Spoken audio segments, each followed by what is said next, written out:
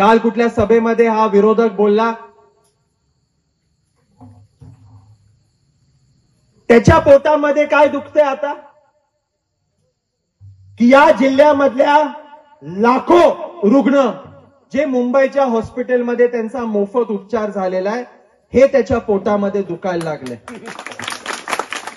म्हणजे दुर्दैव आहे, या जिल्ह्याचं दुर्दैव आहे की माझी माता भगिनी, माझा वडीलधारी, समजा त्याला साधं खर्चटलं तरी मल्हार पाटील त्याला त्याच्या गावापासून हॉस्पिटलमध्ये सोय करून परत गावामध्ये पोच करण्याची सोय करतात.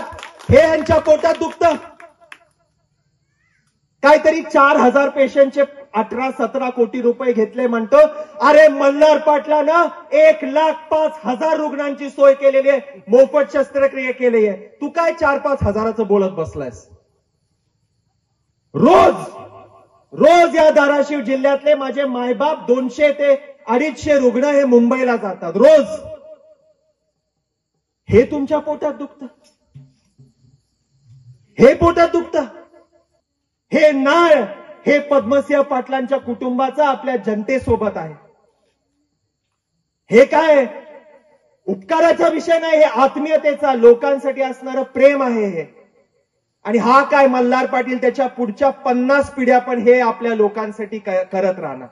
ह्याच्यामध्ये तू एवढं पोटामध्ये तुझं दुखणं आहे मला मान्य आहे, कारण काय 4 जूनला तू किती मतानं पडणार आहे हे तुझ्या रात्री रोज डोक्यामध्ये असतं.